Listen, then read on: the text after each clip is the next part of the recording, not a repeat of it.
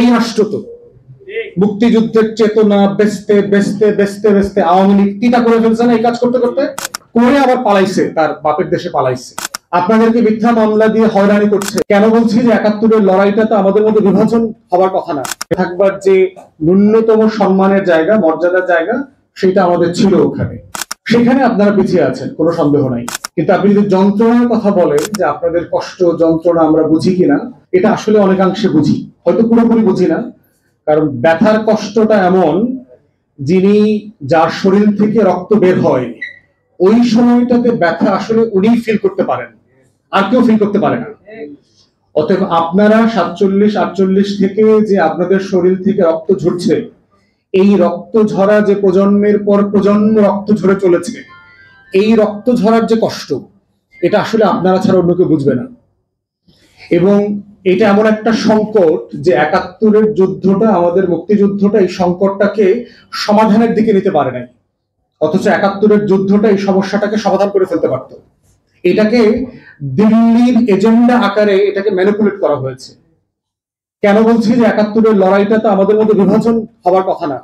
৭১-এর লড়াই হয়েছে আমরা একটা রিপাবলিক করব, একটা জনগণের রাষ্ট্র বানাবো। এই ভূখণ্ডে যারা যারা থাকেন সবাই এই রাষ্ট্রের জনগণ। ৭১-এর লড়াই ছিল যে আমরা এমন একটা রাষ্ট্র বানাবো যে রাষ্ট্রটা সাম্য, মানবিক মর্যাদা, সামাজিক সুবিচারের ভিত্তিতে চলবে। তো সেটা তো বলা হয় নাই যে শুধু বাঙালির জন্য সাম্য অথবা অবাঙালির জন্য সাম্য না, শুধু পাহাড়ির জন্য সাম্য হবে না, আওয়ামী লীগের জন্য সাম্য হবে, মানবিক মর্যাদা হবে, তেমন রাষ্ট্রের কথা তো আমরা বলি নাই।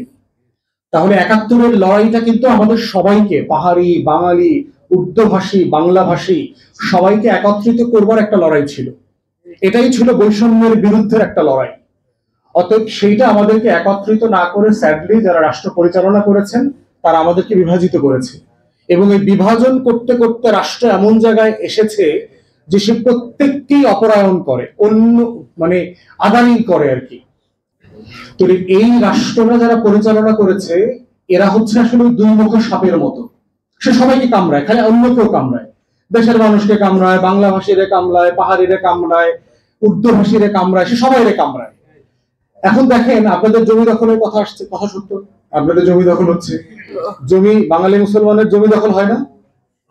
বাঙালি হিন্দুর জমি দখল হচ্ছে না?